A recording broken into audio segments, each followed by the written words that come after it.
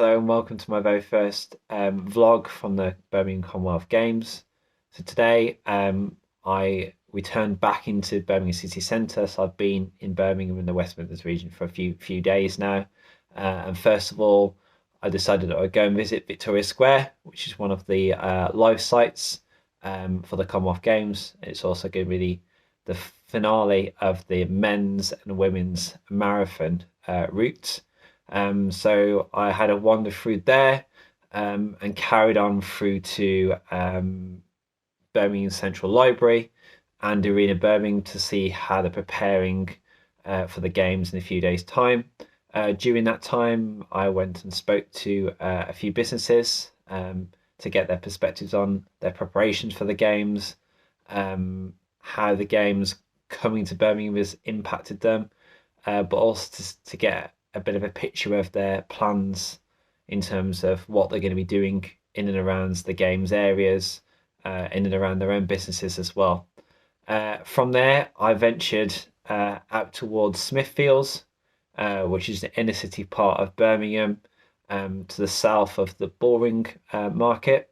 And Smithfield is going to be one of the venues for the basketball and for the beach volleyball, as well as being a live site.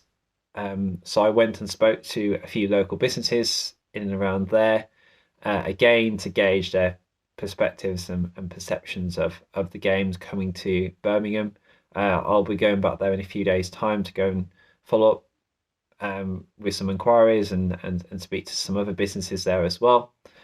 From there, I headed to another part of central Birmingham, to Digbeth, which is primarily another business district now, and there's lots of cultural, creative bars, restaurants, and smaller businesses located there.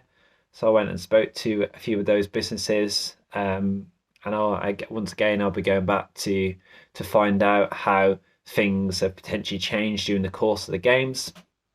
Following that, I went back into Birmingham city centre to travel out towards Barr, which is to the north of Birmingham, and this is where the athletics at Alexander Stadium is taking place, as well as the opening and closing ceremony. So along there, I went and spoke to numerous volunteers who were going to be working at the venues, but also speaking to a number of other businesses to talk about how the games planning has fared for them, and some of the issues that have primarily been happening for them. So there's been lots of transportation disruption issues in relation to road changes, tram upgrades, as well as road closures for some businesses. So getting the perspectives of how they've been able to respond and cope with those, and what are potentially some of the opportunities for those businesses. So some of the businesses that I spoke to are going to be having sort of pop-up areas in and around the games itself. So I'm going to be going back to Barr and the Alexander Athletic Stadium in a couple of days time to get an idea of how those businesses have fared in the coming days as well.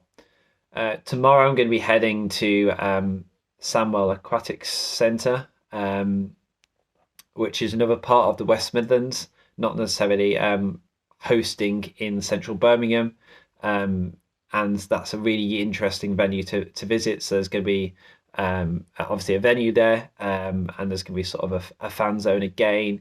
So I'm going to be going to have a look to see what preparations are like in the run up to the opening ceremony, which is taking place on Thursday evening. So hopefully I'll have a post coming your way in the next couple of days.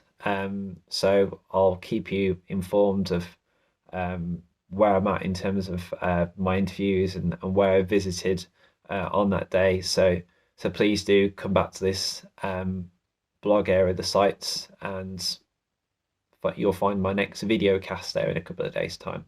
Thanks for watching.